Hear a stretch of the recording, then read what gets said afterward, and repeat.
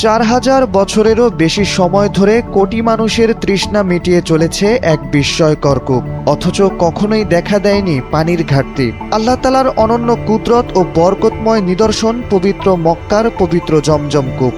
বৈজ্ঞানিক গবেষণাতেও এই কূপের পানির উপকারিতা প্রমাণিত। মসজিদুল হারামের ভেতরে পবিত্র কাবা শরীফ থেকে প্রায় 21 মিটার পূর্বে এর অবস্থান। ধারণা করা হয় প্রায় 4000 বছর আগে মক্কা নগরীতেই এই কূপের উৎপত্তি।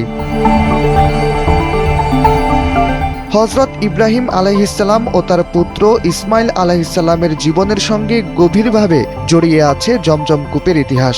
ইব্রাহিম আলাইহিসসালামের সময়ের পর বিভিন্ন গোত্র ও সম্প্রদায়ের মাধ্যমে মক্কায় মানব বসতি গড়ে ওঠে এবং তারা এই কূপের নিয়ন্ত্রণ নেয়।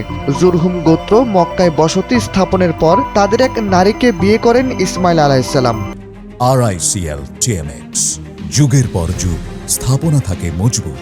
পরবর্তীতে ওই গোত্র অন্যদের পানি ব্যবহারে বাধা দিলে তারা মক্কা থেকে বিতাড়িত হয়। এতে করে কূপটি মাটি ও আবর্জনায় ঢেকে পড়ে এবং দীর্ঘদিন অনাবিষ্কৃত অবস্থায় থাকে। পরে মহানবী মুহাম্মদ সাল্লাল্লাহু আলাইহি ওয়াসাল্লামের দাদা আব্দুল মুত্তালিব পুনরায় কূপটি খনন করেন। জমজম কূপের পানির স্তর ভূপৃষ্ঠ থেকে প্রায় 10.6 ফুট নিচে। এখান থেকে প্রতি সেকেন্ডে গড়ে 11 থেকে 18.5 লিটার পানি উত্তোলন করা হয়। পানির স্তর প্রায় 13.9 ফুট নিচে নেমে গেলে সাময়িকভাবে উত্তোলন বন্ধ রাখা হয়। আশ্চর্যের বিষয়, মাত্র 11 মিনিটের মধ্যেই পানির স্তর আবার স্বাভাবিক অবস্থায় ফিরে আসে। মৌসুম ভেদে প্রতিদিন গড়ে 6 থেকে 20 লাখ লিটার পানি উত্তোলন করা হয়। এ পর্যন্ত 2 বার জমজম কূপ পরিষ্কার করা হয়েছে। 1979 সালে তৎকালীন সৌদি বাদশাহ খালিদ বিন আব্দুল আজিজের নির্দেশে পেশাদার ডুবুরিদের কূপের ভেতরে পাঠানো হয়। তারা টর্চ লাইট নিয়ে প্রায় আধা ঘন্টা কূপের ভেতরে অবস্থান করেন। সেখানে দেখা যায় কূপটির গভীরতা প্রায় 30.5 মিটার, যার মধ্যে 12.8 মিটার পর্যন্ত প্লাস্টার করা। প্লাস্টারের নিচে পানির ভেতরে নামার পর কম্পাস কাজ করা বন্ধ করে দেয়। একেবারে নিচে ধাতব বালতি সহ কিছু পরিত্যক্ত জিনিসও দেখতে পান ডুবুরিরা। কূপের আশপাশ থেকে সাবমার্সিবল পাম্পের মাধ্যমে পানি উত্তোলন করা হলে কয়েক মিনিটের জন্য পানির স্তর নিচে নেমে আসে। তখনই ডুবুরিরা পানির উৎসের প্রবাহ দেখতে পান। পরে সংগৃহীত নমুনা পরীক্ষায় দেখা যায় জমজমের পানিতে কোনো দূষণ বা ক্ষতিকর ব্যাকটেরিয়া নেই। জমজম কূপের ফজিলত সম্পর্কে একাধিক হাদিসে বর্ণনা রয়েছে।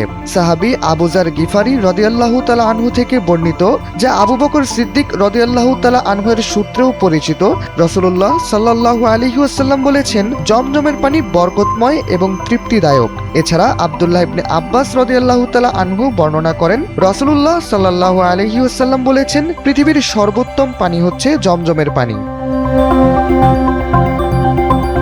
2020 সালে United state national library of মেডিসিনের ওয়েবসাইটে প্রকাশিত এক গবেষণায় বলা হয়, জমজম কূপের পানি রোগ জীবাণু মুক্ত।